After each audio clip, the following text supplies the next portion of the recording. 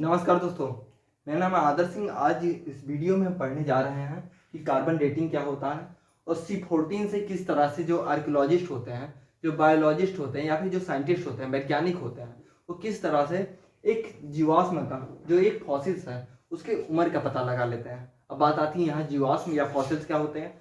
जीवाश्म वो होते हैं, जैसे मान लीजिए कोई एक मनुष्य है या फिर कोई एक जानवर है, पेड़ पौधा है, हाँ, तो वो जब खत्म हो जाते हैं, उसकी मृत्यु हो जाती है और कई सालों तक जमीन में दबे रहते हैं तो स्टोन में बदल जाते हैं, यानी कि पत्थर में बदल जाते हैं।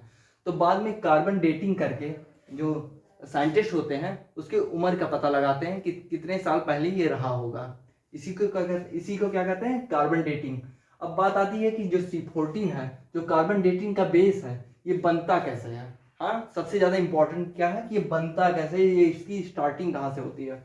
तो हमें पता है जो हमारे यूनिवर्स है, ठीक है, हमारा जो अंतरिक्ष है, वहां से कई तरह की रेज आती हैं, तरंगे आती हैं। और पृथ्वी जो है, तो पृथ्वी की कई लेयर्स हैं। हमारा जो एटमॉस्फेयर है उसकी कई लेयर है। हाँ, कई लेयर है पृथ्वी के। तो जैसे ट्रोपोस्फेयर हो गया, स्ट्रेटोस्फेयर हो गया, मीजोस्फेयर हो गया, तो ये अलग अलग डिवाइडेड है। और बीच में क्या है, ओजोन लेयर। तो ये जो तरंगे आती हैं तो ओजोन लेयर के ऊपर जो वो है, हाँ, लेयर्स हैं, वहीं तक रुक जाती है, उसके नीचे नहीं आ पाती क्योंकि ये बहुत हार्मफुल होती हैं ये रेज। तो ये जब आती हैं तो ऊपर जो कई सारे एटम्स होते हैं। हाँ, एटम्स मतलब वही परमाणु। अब परमाणु किस चीजों का बना होता है, परमाणु 3 चीजों का बना होता है, एक इलेक्ट्रॉन, एक प्रोटॉन, एक न्यूट्रॉन। तो लेकिन इसका जो न्यूट्रॉन रहता है, एटम का जो न्यूट्रॉन रहता है परमाणु का, वो क्या करता है, बौछार करता है नाइट्रोजन 14 पर। न्यूट्रॉन का एटम जो है वो न्यूट्रॉन का बौछार करता है किस पे, नाइट्रोजन का। अब नाइट्रोजन पर ही क्यों करता है, हमें पता है हमारी जो पृथ्वी है, ठीक है, इसमें अगर गैस की वो निकाला जाए कि सबसे ज्यादा कौन सी गैस पाई जाती है, तो न्यूट्रॉन जो है, सॉरी, नाइट्रोजन जो है वो सबसे ज्यादा पाई जाती है। तो न्यूट्रॉन जो है उसके बौछार किस पे होती है, नाइट्रोजन 14 पे होती है। और नाइट्रोजन 14 उसके बाद जो है दो तरह की चीजें बनती हैं, एक कार्बन 14 बनता है और उसके बाद फिर एक हाइड्रोजन एटम बनता है। कार्बन 14 जो है कार्बन 12 से काफी ज्यादा रिलेटेड है। C14 जो है C12 से काफी ज्यादा रिलेटेड है। अब बात आती है C12 क्या। C12 क्या है कि एक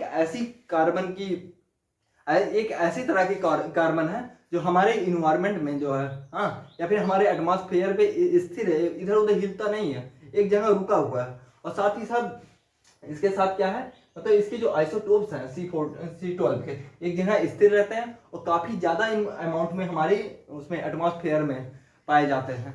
हमारे पृथ्वी के जो मंडल में काफी ज्यादा पाए जाते हैं। क्या, C12 इससे काफी ज्यादा रिलेटेड है C14। लेकिन थोड़ा सा डिफरेंस है।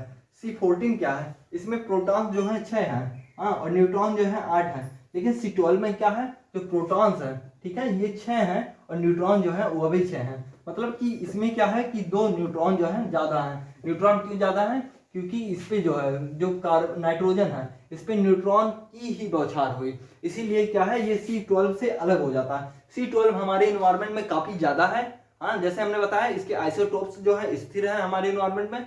लेकिन जो C14 है ये बनता है, कैसे बनता है, यही बताया मैं कि जो रेज होती है हमारे अंतरिक्ष से आती हैं वो एटम पे पड़ती हैं। एटम 3 चीजों से बना है, इलेक्ट्रॉन से, प्रोटॉन से, साथ में न्यूट्रॉन से। जो न्यूट्रॉन होता है वो क्या करता है, फिर एटम जो है न्यूट्रॉन की बौछार करता है नाइट्रोजन पे। नाइट्रोजन पे क्यों, क्योंकि नाइट्रोजन की गैस सबसे ज्यादा हमारे पृथ्वी पर पाई जाती है, सबसे बड़ी गैस है। हाँ, और उसके बाद फिर इससे 2 चीजें बनती हैं, एक हाइड्रोजन एटम बनते हैं, दूसरा C14 बनती है। तो यहां से पता लगा कि C14 की शुरुआत कहां से होती है। ये तो हुई इसके शुरुआत की बात कि C14 जो है बनता कैसे है। अब हम जानेंगे C14 जो है एक फॉसिल्स में कैसे आ जाता है। फॉसिल्स या फिर समझ लीजिए कोई बॉडी हो गया, कोई एनिमल हो गया, मतलब कोई शरीर हो गया, कोई जानवर हो गया, कोई पेड़ हो गया, कोई पौधा हो गया, तो उसमें कैसे आ जाता है C14। तो 2 तरह से आता है, एक एयर के थ्रू आता है, मतलब हवा से आता है, और दूसरा फूड से आता है, भोजन से आता है। मतलब एयर से कैसे आता है, जैसे हमको पता है कि जब हम सांस लेते हैं तो उसमें गैसें आती है, उसी गैसों के थ्रू जो है कार्बन जो 14 है हमारे शरीर में धीरे धीरे इकट्ठा होने लगता है, कलेक्ट होने लगता है। और फूड के थ्रू भी आ सकता है, अगर फूड हो गया तो फूड भी जो है एब्जॉर्ब करता है C14 को, और उस फूड को जो हम खाएंगे तो भी हमारे शरीर में धीरे धीरे जाता है। यही चीजें सब चीज सबके साथ होती है, एनिमल के भी साथ यही होता है। प्लांट्स जो होती हैं उनके ऊपर भी लगातार ये आते रहते हैं और ये इकट्ठा करते रहते हैं। ट्रीज जो हो गए उनके ऊपर भी, कोई भी छोटा से लेकर बड़ा जो जानवर होगा, हर एक व्यक्ति, हर एक जीवित चीज जो है इसको ऑब्जर्व करता रहता है। लेकिन मरने के बाद क्या होता है, इसका डीके होने लगता है, मतलब इसका क्षय होने लगता है। किसका? कार्बन 14 का। जो कार्बन 14 हमने जिंदगी भर इकट्ठा किया अपने, वो हमारे शरीर से जो है हमारे मरने के बाद खत्म होने लगता है। तो इसी खत्म होने की स्पीड में, मतलब ये बहुत तेजी से नहीं खत्म होती है कि बहुत तीव्र गति से पता लगे ये खत्म हो जाए, जो है ये बहुत लिमिटेड स्पीड पे, मतलब यूनिफॉर्म स्पीड पे ये कम होती है। हाँ, इसकी रेट जो है काफ़ी ज़्यादा लो रहती है। तो उसी हिसाब से जो है जो साइंटिस्ट होते हैं वो अंदाज़ा लगा लेते हैं कि जो ये फॉसिल्स था या फिर जो ये जीवाश्म है इसकी उम्र क्या रही होगी। तो जैसे कि हमें पता है कि ये लगभग 5700 सालों में अपना 50% C14 खो देता है जो जीवाश्म होता है। ठीक है, जैसा कि अगर मैं अभी मुझे यहीं पर दफना दिया जाए, वैसे हिंदू धर्म में क्या होता है कि जला देते हैं, लेकिन अगर मान लीजिए कि दफना दिया गया यहीं पर या फिर किसी जानवर को दफना दिया गया तो लगभग 5700 सालों में, ठीक है, ये क्या करेगा अपना 50% जो कार्बन 14 है उसको खो देगा।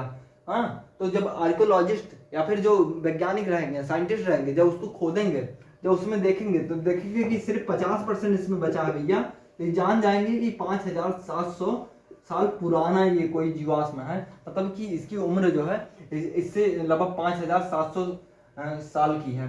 तो यही था C14 के बारे में। आशा करता हूँ आपको अच्छा लगा होगा। अच्छा लगा हो तो चैनल को सब्सक्राइब करिए। जय हिंद, जय भारत।